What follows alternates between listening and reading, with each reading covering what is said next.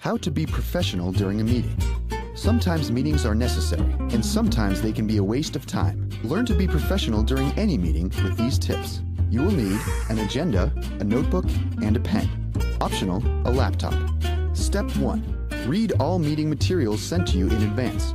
Be prepared to ask questions or make comments. Step 2. Come to the meeting a few minutes early or exactly on time with the agenda and other materials in hand. Silence your cell phone or put it on vibrate before you join the meeting. Step 3. Listen to the discussion and don't interrupt anyone as they speak. Wait for a pause or raise your hand when you want to speak. Step 4. Use your notebook and pen to take notes during the meeting so that you have them to refer to later. If you use a laptop to take notes, try to stay focused on the matter at hand rather than checking email and doing other tasks. Step 5. Make sure you understand any current assignments and know if you have been assigned any new. How to effectively communicate with your boss. Whether you're gunning for a raise or just want your boss to stop picking on you, this will help. You will need timing, a good attitude, and listening skills. Step 1. Schedule chats with your boss between 9 a.m. and 11 a.m. Research shows that's when employers are most open to requests and suggestions. Plus, they're just plain friendlier in the morning. Step 2. Seeing the boss. If it's a woman, sit directly across from her. If it's a man, subtly park your chair at a right angle. Studies show women feel more comfortable face-to-face, while men are more relaxed at a 90-degree angle. Step 3.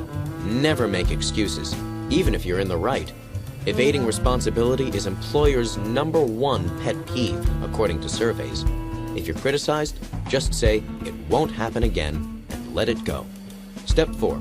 Don't mumble. It just makes you seem indecisive and will just plain annoy the boss if she has to strain to understand you. If you're in the habit of saying, break it.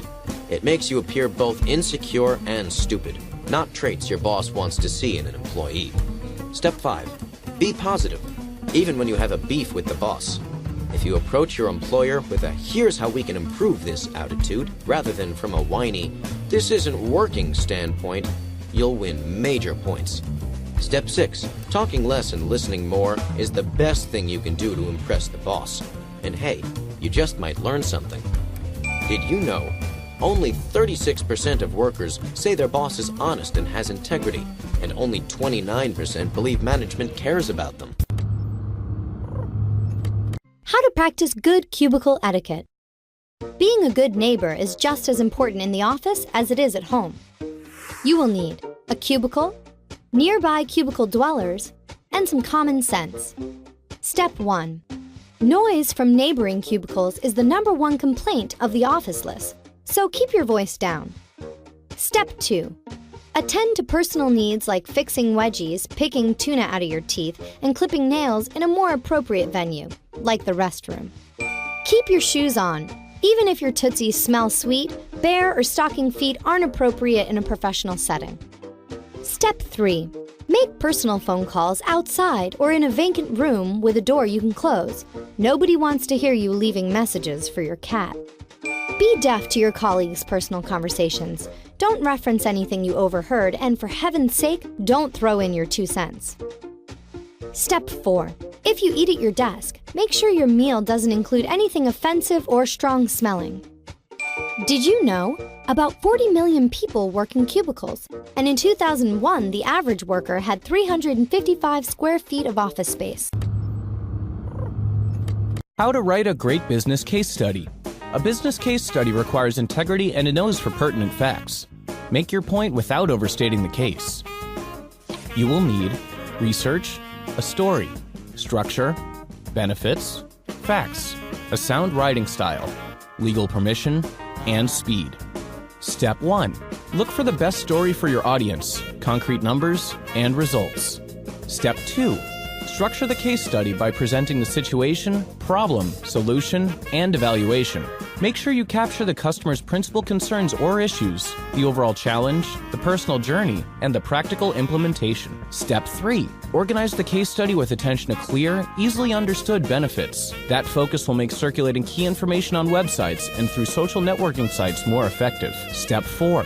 Use pertinent facts and quotes that potential customers would want to know, but also connect the numbers and results to a personal benefit for the customer. This could encourage team members to become heroes by using your examples to achieve the same results for their company. This is a soft sell document and will be undermined by formal verbal posturing or cliches and jargon. Step 5. Write the case study as a brief and detailed sales document. Focus on who, what, why, when, where, and how, rather than the more slanted or generalized hyperbole of the corporate press release. Give it personality through simple, factual, intelligent English. Step 6. Provide the client with a legal case study release, containing the right to approve content. Do nothing without their knowledge. Step 7. Get out there right away to beat the short shelf life typical of case studies. Expedite this through the people inside whom you've been able to interview, who can get more done faster than you. How to dress for a job interview. Walking into a job interview wearing the wrong attire is like showing up at a black tie event dressed for a costume party. A bad move you'll instantly regret. You will need tidy, neatly styled hair, a clean face, hands, and fingernails, a clean, professional outfit, a briefcase or portfolio, and a pair of comfortable closed-toe shoes. Optional: small, tasteful jewelry, a light and subtle perfume or aftershave, a manicure, natural-looking makeup, and a new haircut. Step 1. Before the big event, find out how the employees dress where you'll be interviewing. Ask whoever's arranging the interview for you what the dress code is, and if they have any pointers on what to wear. Step 2. Find something in your wardrobe that's in line with what other employees wear, but kick it up a notch. A sharp tie, a colorful scarf or pocket square.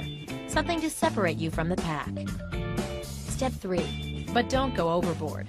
You want to make a good impression, not a fashion statement. Step 4. Go easy on the aftershave and perfume, as well as the makeup and jewelry. Keep things tasteful. Step 5. Be neat.